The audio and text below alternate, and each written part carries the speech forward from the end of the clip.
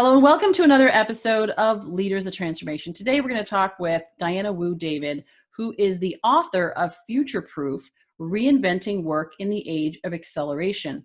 She is also a former Financial Times executive. She now works with boards and CEOs to help organizations prepare for the future, boost agility and collaboration, and build a competitive, resilient workforce. So, wow, there's so much that we can talk about in there. She has her book, Future Proof, is incredible. There's so much value in there. I highly recommend for those of you watching or listening to go get a copy of her book afterwards. We'll make sure all of the links are in the show notes so that you can connect with Diana. Also want to do a quick shout out just before I welcome Diana is to Marie Incontrera, because I like to always appreciate the people that support our podcast, that send us amazing guests. And Marie has sent us some extraordinary guests. Certainly Diana is one of them. And so I'm just really thrilled to have her here. Welcome to Leaders of Transformation. Thank you so much. I'm so happy to be here. Well, and I know that this took a little while for us to actually coordinate this. And I appreciate your patience because I get this stack of books to read. And it's like trying to keep up with, okay, I got to read your book first. It's like I got, working through it. So I appreciate us finally being able to do this. So let's talk about future proofing. What is it, and how do we apply it to our businesses? Yeah, so future proofing is an old word that used to be used in electronics, and it's basically making sure that your product stays relevant, that it does not become obsolete. So future proofing is really looking towards the future to ensure that you stay relevant. But in the book that I wrote, it has an additional purpose, really. It's about creating an inspiring future. It's about thinking where you want to go and what you want to create for your life, not just your work, and taking steps to get there. Really small, easy, consistent steps that people can take, because in my research, a lot of the people that I spoke to were just scared. They felt scared and stuck, and they weren't sure about the future, and they weren't really sure what to do to prepare for it. So that's future proofing. Well, and right now, there's a lot of people in that space right now, especially because of COVID, because of all the changes, that are happening, and it's worldwide, that, there's a lot of uncertainty and wondering what's next. And even it's interesting, even for my podcast, I initially had, I usually record and it's well in advance to come out, in a few months' time. But with all of the changes and all the shifts that are happening, I realized that model, that system was not going to work, because who knows what's even just right around the corner. So how do we prepare ourselves for what is to come, and when we may not even know what that is? Well, yeah, I didn't predict COVID either. So I'll leave that to Bill Gates. But I think that the practice that was in the book was really about, and it is a practice, it's not sort of a step, do these 5 things and you'll be fine forever. I think it was an acknowledgement that it is a practice of perpetual reinvention. And so some of the things that were important to me as I did my own transition from, corporate 80-hour work weeks, flying all the time, to a different phase of work, were getting very grounded in values. Values-based leadership is something that I certainly wasn't taught in my MBA program 20 plus years ago. And really understanding what you stand for and using that as a base to experiment, reinvent, collaborate with others, and focus. And ultimately, it was about really, redefining your own success and rebalancing your portfolio of work and other activities so that you can pursue that. Yeah, and I appreciate that, because it's like sometimes we try the 5 steps to success kind of approach to it. And I don't know about you, like I know when I first started out and I was in sales, and they said, when you say this, then they say that, and then you say this, and then they say that. My prospects never followed scripts. And so immediately I realized that there was a customization that was required. And I think that gave me a life lesson of customization and being able to be agile, be able to adapt rather than go with practices or like, strategies, Yeah. maybe a better way to look at it is to look at principles and practices that are more holistic and can apply to a lot of different things. So yeah. Now you have a TED Talk, which I watched, and you talk about what really was your wake up call. Can you speak to that? Yeah, in 2016, I did my TED Talk, and it's interesting because I had just left my corporate role, and I was embarking on to, my next adventure, and I was asked to speak, and I actually wasn't sure what I would speak about, and I really had to think about what is crossroads? Crossroads was the theme. What does that mean to me? And where was that crossroads? Because I was not really aware of it. And I thought, really, it is that moment when my best friend committed suicide. And she and I were, you talked about your first job in sales. We were like the right out of college, moved to New York City from California, had our first jobs, totally hustling, thought we were going to own the world. And towards the end, it was, well, we just got to do this. We got to do this. It was sort of like we were enabling each other to just do what we were supposed to do. And that just ended really poorly for her. And it was my wake up call that I didn't have forever to just keep plodding along and doing what I was supposed to do. Got it. Thank you. Yeah, sometimes, I mean, I don't wish it upon anyone, but these difficult seasons in our life, the most painful seasons oftentimes are the ones that wake us up to do the thing that Yeah. we're really called to do. So tell us a little bit more about what you're doing now when you're talking about working with boards and CEOs. It's a little bit more, unpack that a little bit further. So I started out, I started the Financial Times Board Director Program here in Asia about 8 years ago, and I still teach there. So a lot of the work that I started out doing there, I've continued. And in terms of future-proofing, boards as well are really thinking about there's so much change.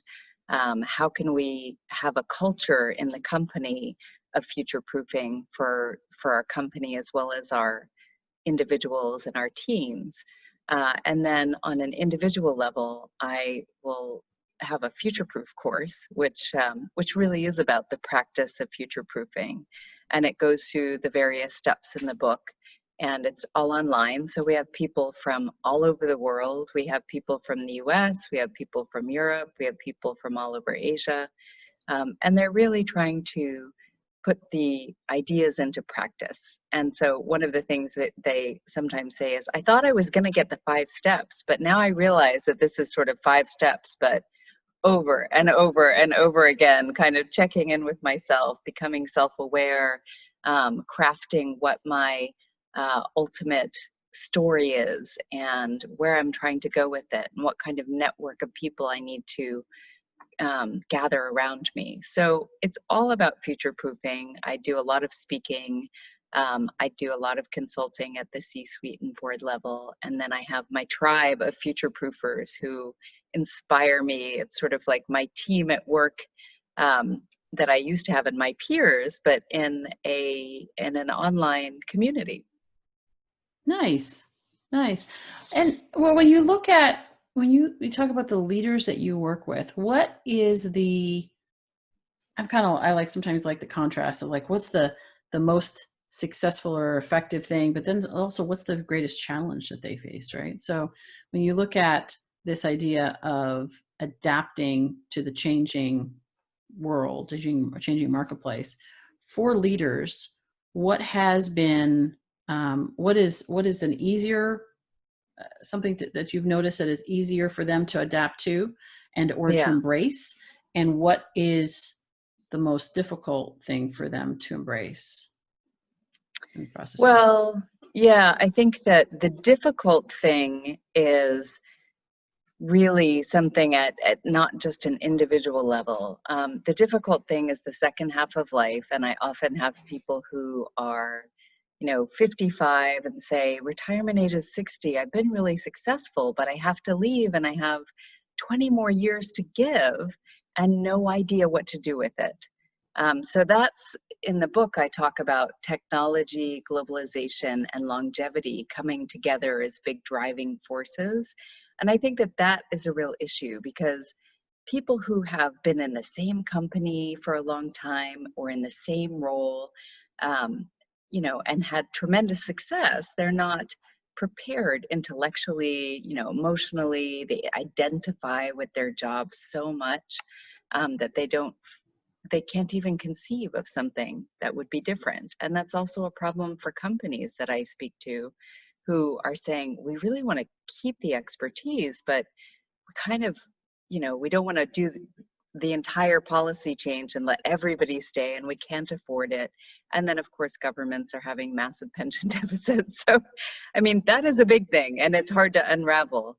And I think that the small, easy way, and this is why I wrote the book for individuals, is that person can really think about, okay, actually, I can't change the pension system for my, country, but maybe I can think about different ways to expand my identity and different ways to work with, either with my company or really myself. And the very best thing, the easiest thing, is often working on their elevator pitch, so that they get grounded in their values and then have one way to explain what they do. And that gives them such tremendous confidence. So a way to explain what they do outside of, I am, a partner at XYZ accounting firm. So that I highly recommend. Simple but effective.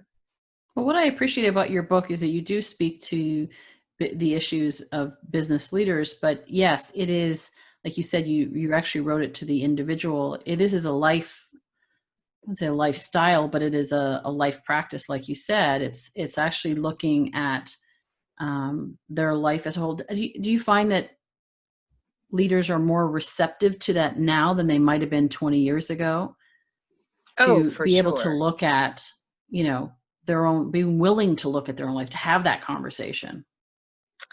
Well, I think that it is a trend, and it does come from us working longer. I mean, when you're going to work until 45 and your average life expectancy is 50 or 55, then you don't need to have that conversation. So demographics play a huge part in it. And it's, to a certain extent, it's a wealth conversation, that the world has gotten wealthier. Some of them can retire. But really, Clayton Christensen wrote How Will You Measure Your Life, maybe 5-10 years ago. And that was a similar conversation. It was, we've done this for a while. We've done this for long enough. For him, it was his Harvard MBA cohort. And to look at what it cost. A wise life is one that knows what it's cost. And he said that he looked at his peers and saw a string of extremely professionally successful people with failed relationships and a life that that was really meager. And once they left their corporate job, they just had nothing. Yeah. Talk about, in your book, you talk about the AQ, the adaptability quotient. And I think speaking to what you're talking about here, is if we don't adapt, we find ourselves equipped for a world that doesn't exist anymore, or a life it's like when I've worked with executives in transition, and I asked them, I said, what are you looking for? What would you like to do? And they say, I'd like my old job back. Well, Yeah. What's the second option? Because that one's not available. So talk about adaptability, and how do you develop how do you increase the adaptability? It's one thing to know, okay, this is where it is, but we've got resiliency, adaptability. You talk a lot about these. How do we build these and develop these? Yeah, I think it is a muscle. And if you are wanting to be adaptable, or if you need to be adaptable, which is most of us, and I think COVID really showed us, it really allowed us to exercise that muscle. You can be, the smartest person with IQ or EQ, emotional quotient, but unless you can flex, it's really difficult.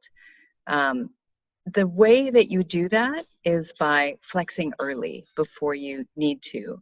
And the way you do that is based on the book and also in the Future Proof course that we do, is really identifying small bets or experiments that we can take that are in line with our values and where we want to go and outside of our comfort zone, and then doing them. And the nice thing is, in the course, you have a community of support around that. It's a safe space. So one of the people in the course is a senior HR leader, and she had been through 9/11 in New York. She had been through the Oklahoma bombing.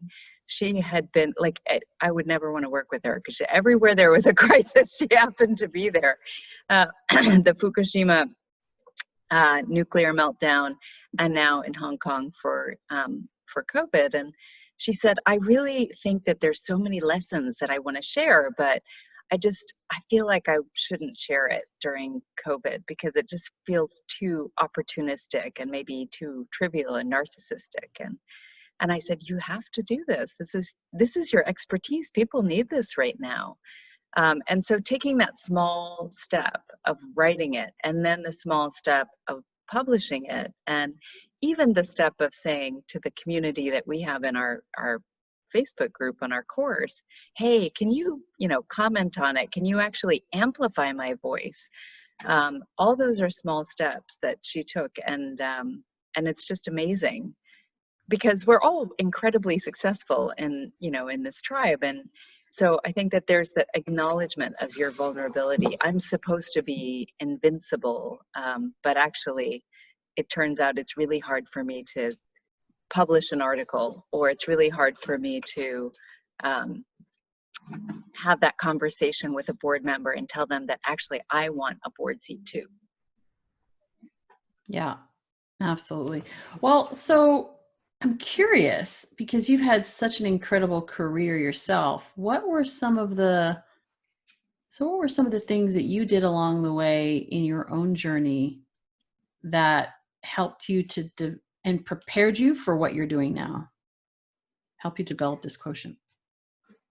So I think that probably naivete was a big part of it early on, just thinking, oh, I can do that. I did a lot of different things, and I think that some of the things that I tried to seek out were things that did put me into a space of the new. So when I graduated from business school, for instance, I was 25 and most of my peers were much older and much more experienced. My only experience was working for Henry Kissinger. And while it was very impressive on paper, I didn't actually have a lot of business experience. So I went into consulting, and I specialized in things that were new because that was the only place that I could have an edge, being younger than everyone. So that helped. And I think it's a lesson maybe to those young folks who kind of wonder what they can do in their younger years. And I continued that, putting myself into interesting situations each time. So in consulting, it was something new every single time. And it was a good training ground for having to form a team very quickly around a project, figure out what was going on, and figure out what the scope and the goals were and execute. And I think that that's the model for work going forward. We're going to have tours of duty in our workplaces, not these long, linear buildups. And a lot of the hierarchy is going to be gone and replaced with a horizontal professional network as you go from project to project and job to job. So I've done that quite a lot in my life, and that's helped. So talk about that. What do you see in the future? Expand on it a little bit. You touched on it. Tantalizing. Yeah, a little bit of like, this is what I foresee coming. Well, I think that distributed, in the book, which came out before COVID, I talked a lot about the distributed workforce. And what I've tried to build in my course and community is similar to what I see happening in the world, which is, of course, a rise in gig work, a rise in white collar gig work, a rise in fully distributed teams, or maybe a very small core of people working within the company, and then bringing in talent and expertise as and when you need it. And that allows companies to stay nimble and go in whatever direction they need. And it also allows, the smart ones to have technology-enabled larger workforces than they otherwise would be able to.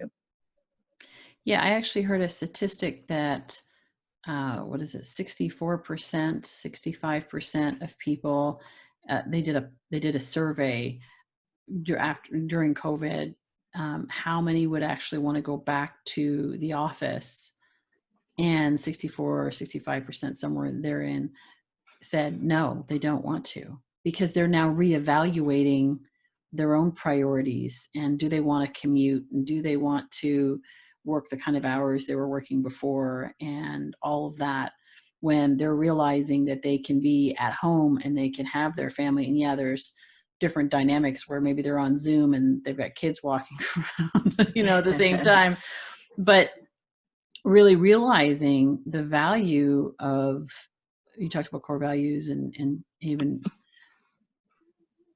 doing a whole pivot on what they want their life to look like. And so it'll be very interesting to see, as some companies are going to try to, how do we bring them back? And then they don't want to come back. They're like, no, we're good. So it'll be interesting to see how that develops. Like you said, fully distributed teams, or if there's going to be some kind of hybrid, that'll be very interesting. So, yeah. Yeah, I'm sure that there will be a hybrid, because there's still so much value in face-to-face and Yes. coming together to talk things out, and just, see all the micro movements that you read in a person that are harder to read in Zoom. Yes.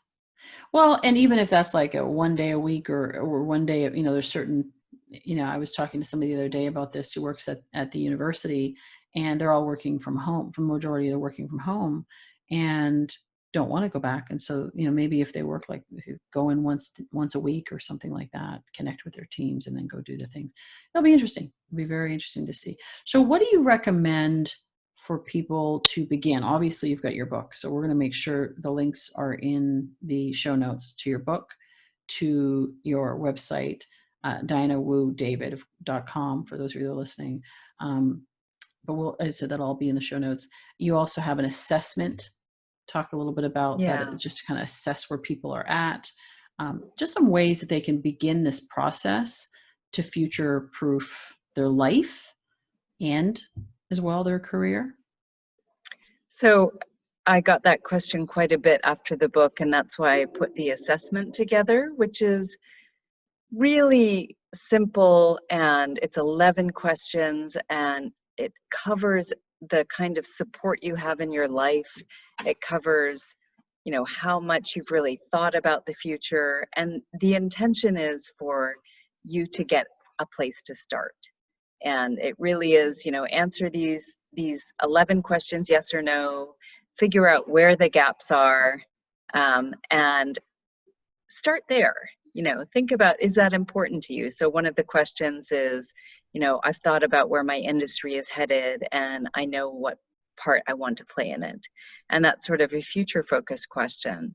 But the others are things like, I know people that I'd like to work with, and I know people in my network I can celebrate a win with, or, go to if I've had a setback. And that kind of speaks to the network that you have. And in all the work that I've done with, the C-suite, the CEOs and the leaders in companies, and the directors, and also the entrepreneurs, I think that those are the things I've seen foster adaptability and resilience.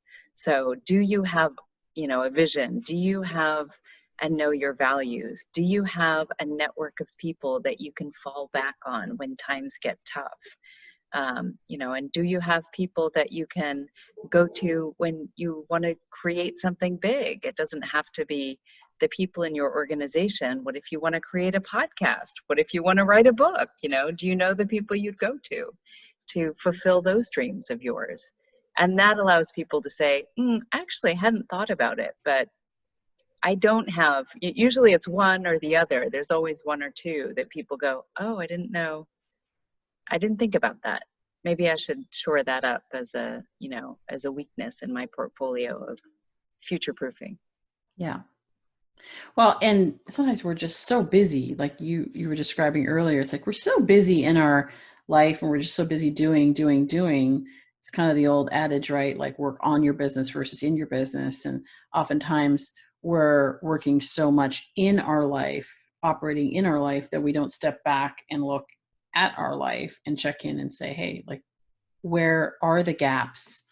And then we get surprises, and then we've got to make the adjustment on the fly, but we haven't had time to. And then what I've noticed is a lot of people are in, and I was in this position at one point where it was like I felt like I was in constant crisis mode because I was in reaction mode of what was coming at me, as opposed to stepping back, planning, and then being able to move forward with much more intelligence. So yeah, I think that is so true. And one of the things that it was a sort of catalyst moment is spending so much time doing the budget for the next year in my job and thinking about all the investment and thinking, wow, what if I looked at myself as the company? And, what if I invested in myself in terms of time and resources as much as I invest in this, making this company great? And that was just a game changer for me.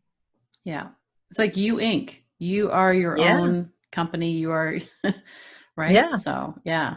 What excites you? What gets you when you look at the future for you? What really, I mean, obviously getting this work out there, this body of work, and empowering leaders and so forth. That's why you're doing what you're doing.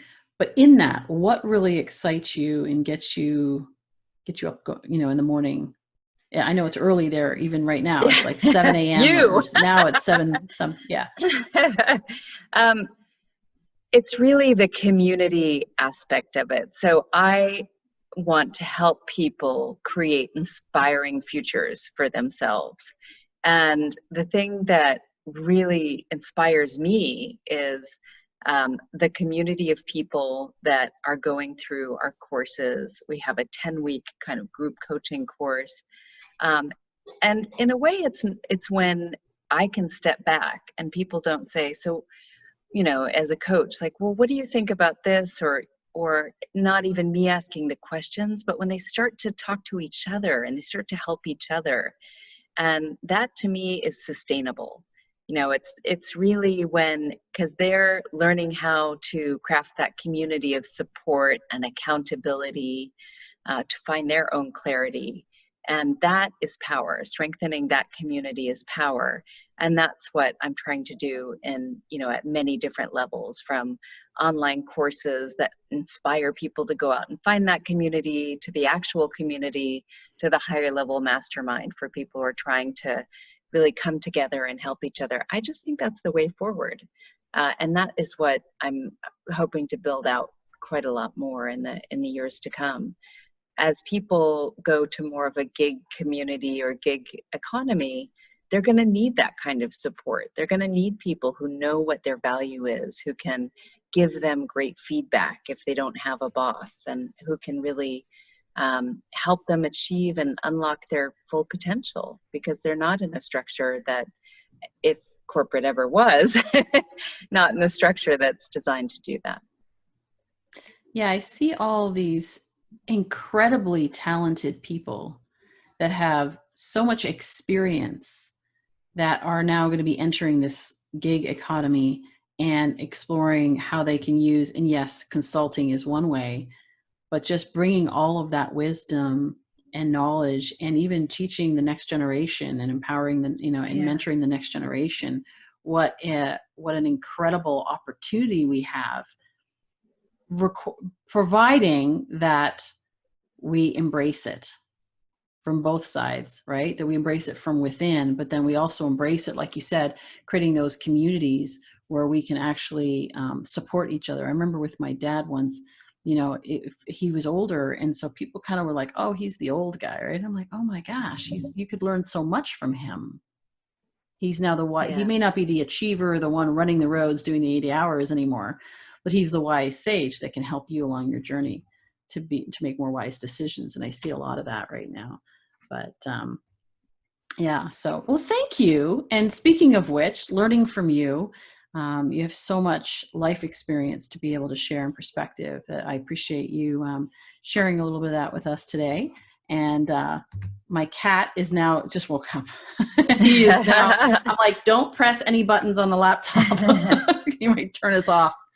So, but yeah, I just really appreciate you being here and sharing with us a little bit this morning for you, early morning. And yes, in the future. I'm in the future. You are. How is it? It's a bright, sunny day. You'll be fine. Good. Good. Thank you, Diana. I appreciate you. And thank you to our listeners for tuning in. We really appreciate you being here as well. We love to hear how this is impacting you. Maybe it's thought-provoking, causing you to consider, reevaluate your future, give you some tools and some practices certainly on how you can evaluate. So we're going to make sure, again, this is all going to be in the show notes for you, but there's a future proof assessment that you can download. It's free.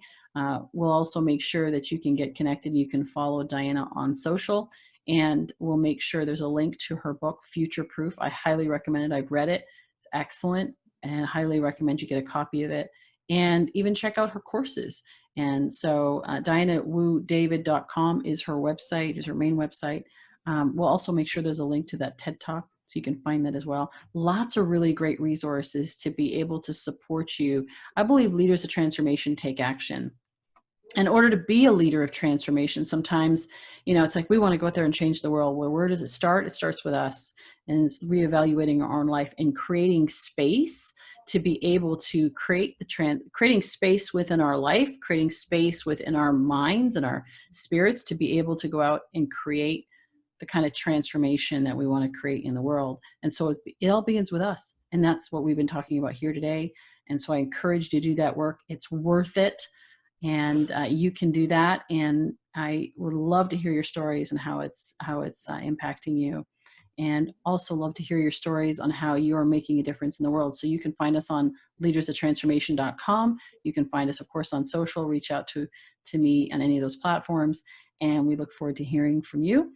And we also look forward to seeing you in the next episode of Leaders of Transformation real soon.